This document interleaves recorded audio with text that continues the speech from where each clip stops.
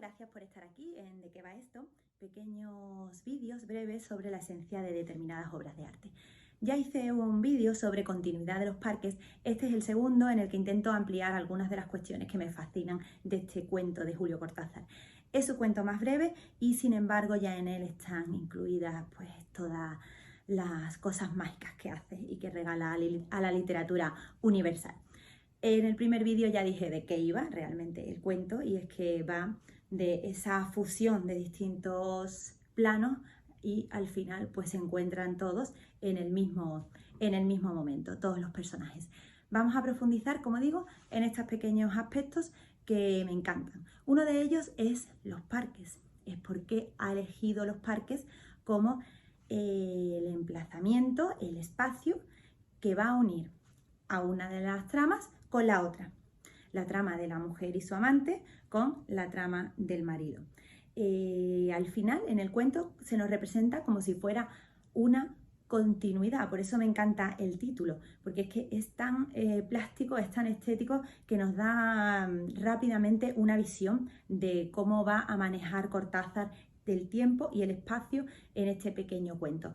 Entonces, cuando el amante cruza el parque, llega directamente a la otra dimensión.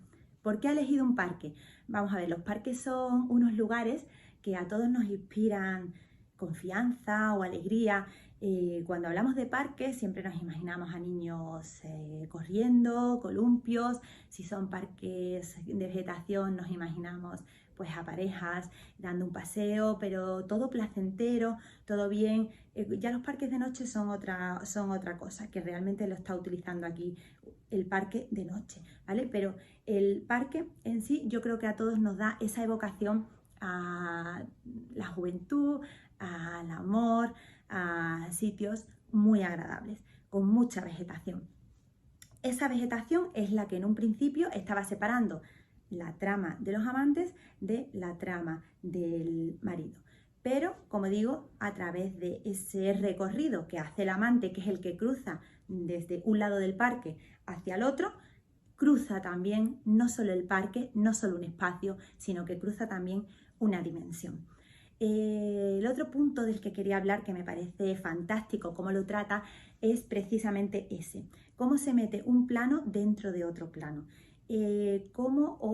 Diríamos que es más una continuidad, porque al final el título nos lleva a todo, nos da tanto la forma de empezar a enfrentarnos al cuento como el final, qué es lo que realmente ha podido pasar.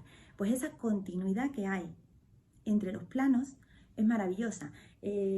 Podemos pensar en películas, podemos pensar en otros libros, podemos pensar en series en los que cuando se salta de un plano a otro plano se salta por una determinada cosa. Pues puede ser porque se abre un libro y se mete dentro de ese libro. Aquí no está pasando realmente eso. Aquí está un lector leyendo y la otra trama se va metiendo dentro, pero porque hace un recorrido uno de los personajes. Pero no es que se abra y el lector se meta dentro de esa literatura, se meta dentro de esa trama que está ocurriendo. El lector está en su casa. Luego no pasa tampoco como alguna película que abres un juego en Jumanji y está súper definido cuál es la parte de la realidad y cuál es el plano del juego. Está completamente definido. No pasa por un accidente externo que pueda suceder, como por ejemplo una explosión nuclear que genere una energía increíble y que eso suponga un viaje en el tiempo. No sucede tampoco como un aparato que te dé esa posibilidad de poner la fecha a la que quieras viajar y viajes. No estamos hablando de que se teletransportan los personajes, no estamos hablando de ese tipo de introducir un plano dentro de otro plano. Estamos hablando de que hay una continuidad, y eso es lo que me parece maravilloso de la forma tan simple y tan mágica que lo hace. Es decir, él tiene al principio del relato dos realidades completamente diferentes. Una está presentada a nosotros como el lector, como la realidad del libro, o sea, como la primera realidad, y la segunda trama, que ya es una trama de ficción. Y sin embargo, las une de una manera franca, sencilla, simple, y que a nosotros nos va entrando, como lectores, nos va entrando perfectamente esa trama dentro de la otra y no nos damos ni cuenta. Entonces, esa forma de encajar un plano con el otro plano me parece fascinante como está tratado dentro de este cuento. Otro de los puntos también importantes es la utilización del número 3. El número 3, si investigáis un poco, veréis que es un número, algunos ya lo sabréis, un número súper importante para muchas de las grandes religiones del planeta. Aparte, el número 3 aquí está utilizado por todas partes. Los grandes personajes de este cuento son 3: el marido, el amante y la amante, una mujer del esposo. También utiliza el número 3 en cómo estructura el espacio-tiempo, más el espacio. Es una cabaña, una casa y luego el parque que los une. Es decir, esos 3 elementos son los que van a hacer estallar, ¿no? esa unión que se va a producir entre las diferentes realidades que existen dentro del cuento. El número 3 lo utiliza cuando el amante ha cruzado ya todo el parque y ha subido 3 escalones. Nos dice que subió el tercer escalón.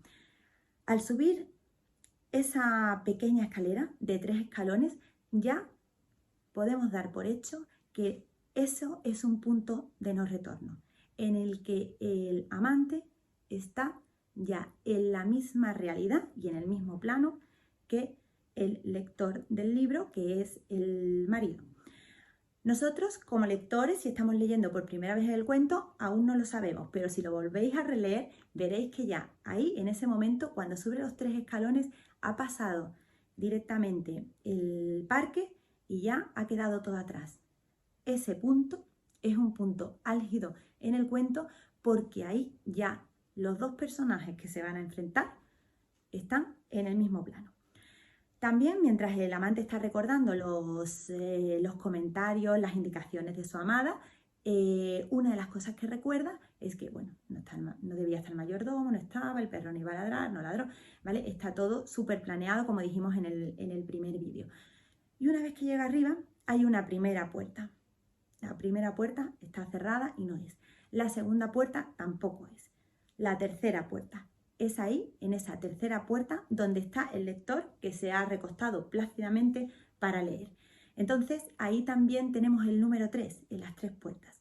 La primera puerta, algunos críticos han querido ver que era la primera realidad, la realidad donde está leyendo el lector. La segunda puerta es la realidad donde están los amantes en la cabaña hablando y planeando todo ese asesinato. Y la tercera puerta ya es la gran unión, la gran puerta en la que se unen esas 2 tramas increíbles. Entonces, la primera puerta está cerrada por algo, porque es que ese plano ya no existe.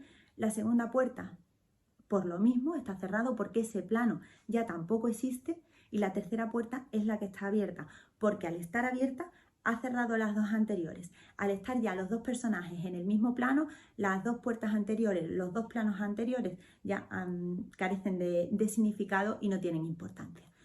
Y luego una cosa más que sí me gustaría comentar sobre este cuento es una antítesis bellísima que la encontramos del segundo párrafo.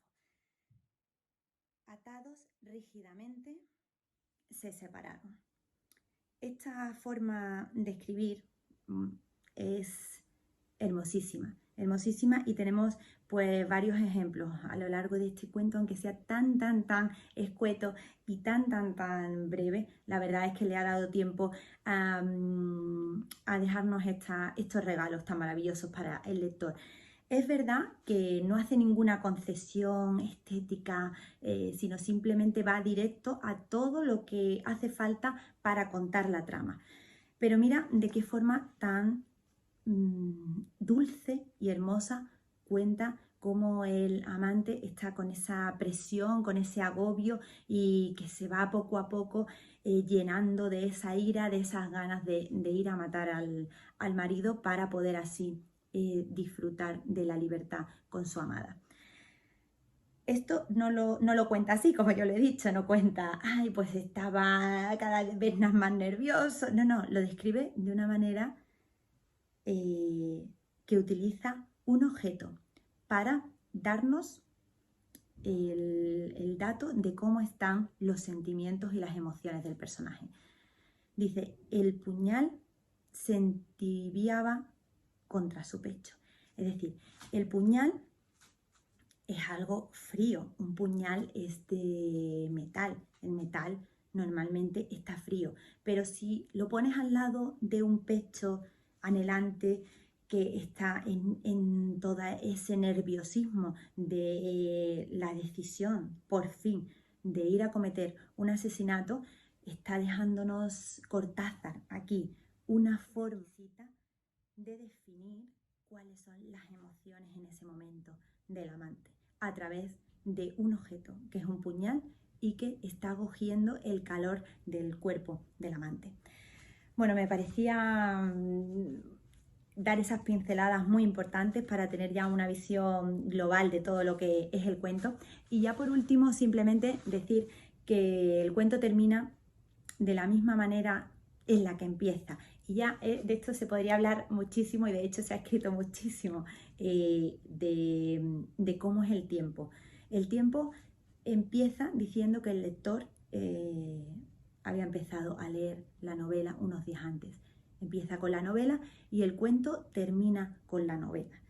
Es decir, Cortázar nos cierra claramente el tiempo. Antes hemos hablado del espacio, el parque, y cómo linealmente van de un espacio a otro, diferentes planos, pero también el plano del tiempo es fundamental aquí.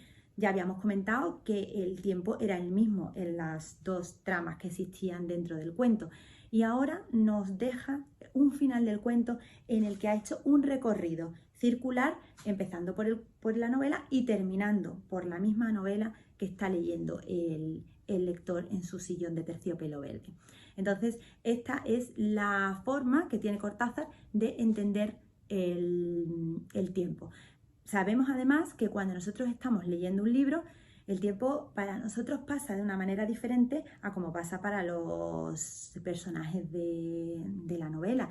Los personajes de la novela pasan 20.000 cosas y tú a lo mejor solo llevas media hora leyendo y en 3-4 capítulos de una buena novela han podido pasar pues muchísimas cosas. Entonces, la relatividad del tiempo aquí también queda de manifiesto, de una manera muy sutil, es verdad, pero esto ha dado lugar a muchas y muchas páginas escritas sobre continuidad de los parques y cómo se enfrentan los lectores al espacio y al tiempo.